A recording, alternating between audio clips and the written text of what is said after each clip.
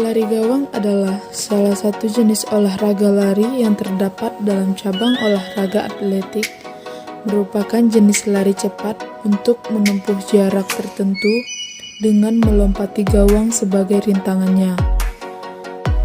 Sama seperti jenis lari lainnya, pemenang lari gawang adalah pelari yang dapat mencapai garis finish tercepat.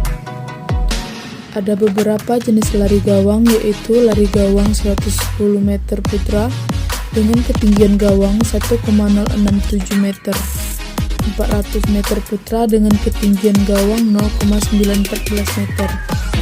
Lalu lari gawang putri 100 meter dengan ketinggian gawang 0,840 meter dan 400 meter putri dengan ketinggian gawang 0,762 meter. Teknik yang digunakan dalam lari gawang putra dan putri 400 meter berbeda dengan lari gawang putra 110 meter dan putri 100 meter. Namun, peraturan yang digunakan sama, yaitu yang pertama, saat bertanding, pelari harus berada pada jalur yang sudah ditentukan. Yang kedua, seorang pelari akan didiskualifikasi apabila melakukan yang pertama, peserta menarik kakinya melewati garis saat melompat gawang. Yang kedua, peserta melompati gawang yang berada bukan di lintasannya. Yang ketiga, peserta dengan sengaja menjatuhkan gawang dengan tangan atau kaki. Yang keempat, peserta melompat kurang dari 10 gawang yang sudah disediakan. Selanjutnya, teknik dasar lari gawang. Yang pertama, start dari gawang pertama. Start yang digunakan dalam lari gawang yaitu start jongkok. Faktor-faktor yang harus diperhatikan pertama adalah gerakan yang dilakukan saat start gawang pertama. Pada waktu akan melewati gawang, hal-hal yang harus diperhatikan adalah bertolak, pinggang diangkat tinggi dan cukup jauh dari ujung gawang yang dilewati. Kedua, sikap badan di atas gawang.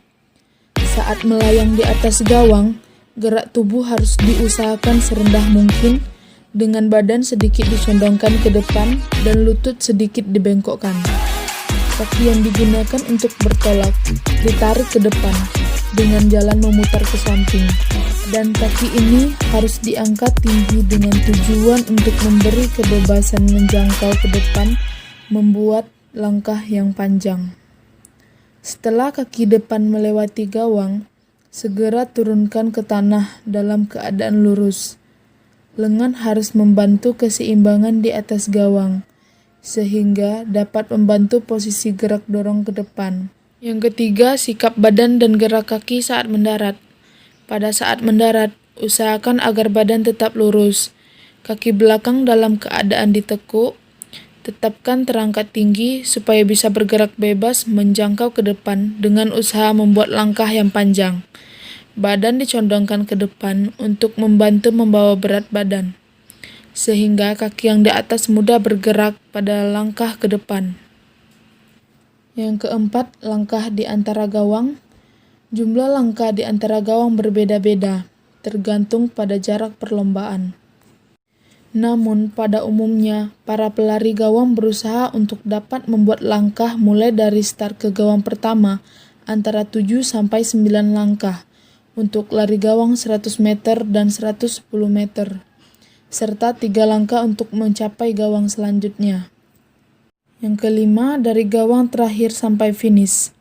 Setelah pelari melompati gawang terakhir, yang harus dilakukan adalah mencondongkan badan ke depan, kemudian berlari secepat-cepatnya sampai hingga melewati garis finish dengan membusungkan dada ke depan.